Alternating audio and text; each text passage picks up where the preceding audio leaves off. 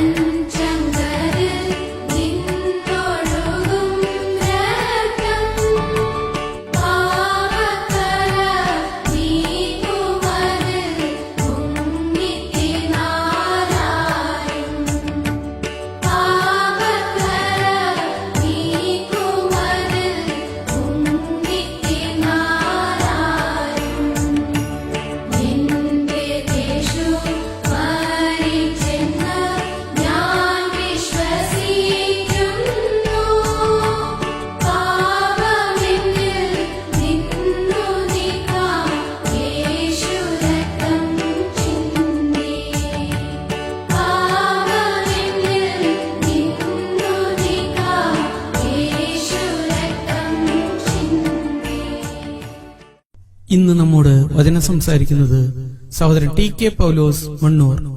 കർത്താവിന്റെ വലിയ നാമം വാഴ്ത്തപ്പെടുമാറാകട്ടെ.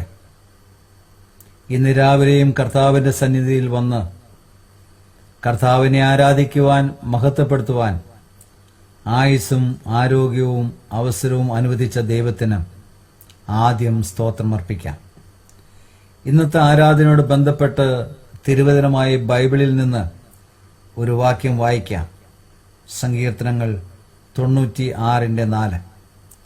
യഹോവ വലിയവനും ഏറ്റവും സ്തുത്യനുമാകുന്നു, അവൻ സകല ദേവന്മാരെക്കാളും ഭയപ്പെടുവാൻ യോഗ്യൻ.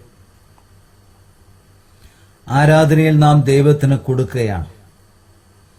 ദൈവം ആരായിരിക്കുന്നു, അവൻ എന്ത് ചെയ്തിരിക്കുന്നു, ഇത് ഓർത്ത് ദൈവത്തിന് സ്തോത്രവും മഹത്വവും അർപ്പിക്കുകയാണ് ആരാധനയിൽ നാം ചെയ്യുന്നത്. നാം വായിച്ച വാക്യത്തിൽ ദൈവം ആരാണ് അത് വ്യക്തമാക്കിയിരിക്കുകയാണ്. നമ്മുടെ ദൈവം അവൻ വലിയവനാണ്, സകല ദേവന്മാരെക്കാളും വലിയവൻ, അവന് തുല്യം മറ്റാരുമില്ല. അതായത് ഏറ്റവും വലിയവൻ, അവന് തുല്യം അവൻ മാത്രം. അതുകൊണ്ട് അവനെ ആരാധിക്കണം, സ്തോത്രമർപ്പിക്കണം. അവൻ നമ്മുടെ സൃഷ്ടാവാണ്. അതുകൊണ്ട് നാം അവനെ സ്തുതിക്കുവാൻ കടപ്പെട്ടവരാണ്. മാത്രമല്ല, ഇത്ര ഉന്നതനായ ദൈവം പാപത്താൽ അശുദ്ധരായ നമ്മെ സ്നേഹിച്ചു എന്നത് നമുക്ക് മനസ്സിലാക്കാൻ കഴിയാത്ത കാര്യം. നമ്മെ സ്നേഹിച്ചു എന്ന് മാത്രമല്ല, ആ സ്നേഹം പാപം നിറഞ്ഞ, ശാപം നിറഞ്ഞ ഈ ലോകത്തിലേക്ക് പാപം എന്തെന്നറിയാത്ത തന്റെ ഏകജാതനായ പുത്രനെ അയക്കുവാൻ കാരണമായി. നമ്മുടെ പാപം മുഴുവൻ അവന്റെ മേൽ ചുമത്തി. അവനെ കണ്ട യോഹന്നാൻ സ്നാപകൻ വിളിച്ചു പറഞ്ഞു, ഇതാ ലോകത്തിന്റെ പാപത്തെ ചുമക്കുന്ന ദൈവത്തിന്റെ കുഞ്ഞാട്. അതെ, യേശു ഈ ലോക ജീവിതത്തിൽ നമ്മുടെ പാപം വഹിച്ചുകൊണ്ട് ഇവിടെ ജീവിക്കുകയായിരുന്നു. ഒടുവിൽ നമ്മുടെ പാപത്തിന് വേണ്ടി യേശു കാൽവരി ക്രൂശിൽ കയറുവാനായിട്ടിടയായി. നമ്മുടെ പാപത്തിന് ശിക്ഷ മുഴുവനായി അവിടെ അനുഭവിച്ചു തീർക്കുകയായിരുന്നു. കണ്ടാൽ ആളല്ല എന്ന് തോന്നുമാറ് അവൻ പീഡിപ്പിക്കപ്പെടുവാനിടയായി. നാടുവാഴിയുടെ പടയാളികൾ ചാട്ടവാറുകൊണ്ടുള്ള അടി അവന്റെ മേൽ ഏൽപ്പിക്കുവാനായിട്ടിടയായി.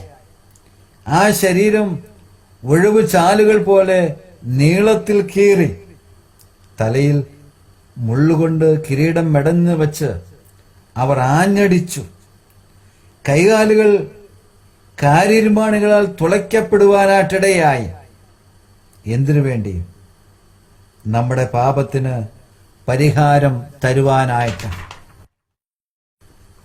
അതുകൊണ്ട് നമുക്ക് പാപത്തിന് പരിഹാരം ലഭിക്കുവാനായിട്ടിടയായിത്തീർന്നു. നമ്മളെ നരകത്തിയിൽ നിന്ന് രക്ഷിക്കാൻ നമുക്ക് പകരമായി താൻ പാപത്തിന് ശിക്ഷ അനുഭവിച്ച് തീർക്കുകയായി. ക്രൂശിൽ സംഭവിച്ചത് അതാണ്. അത് മുഖാന്തരം യേശുവിലുള്ള വിശ്വാസത്താൽ നീതീകരിക്കപ്പെടുവാൻ വഴി തുറക്കപ്പെട്ടു. ദൈവമക്കളാകാൻ കഴിഞ്ഞു. സ്വർഗാവകാശിയായി സ്വർഗത്തിലെ സകല ആത്മീയ അനുഗ്രഹത്താലും അനുഗ്രഹിക്കപ്പെട്ടു. മാത്രമോ ദൈവത്തെ ആരാധിക്കാൻ കഴിയുന്ന രാജകീയ പുരോഹിതവർഗമാക്കപ്പെട്ടു. ഇതെല്ലാം ദൈവപുത്രന്റെ ക്രൂശ് മരണം നിമിത്തം സൗജന്യമായി നൽകപ്പെട്ടതാണ്. മാത്രമോ ഇനി കർത്താവ് വരും. നാം രൂപാന്തരപ്പെട്ട് അവനോടുകൂടെ എടുക്കപ്പെടും.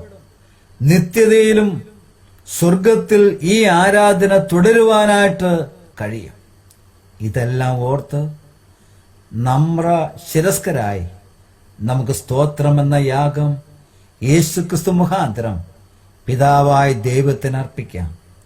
ശക്തിയും ധനവും ബലവും ബഹുമാനവും സ്തോത്രവും അവിടുത്തേക്ക് അർപ്പിച്ച് പിതാവായ ദൈവത്തെ ആരാധിച്ച് മഹത്വപ്പെടുത്താം.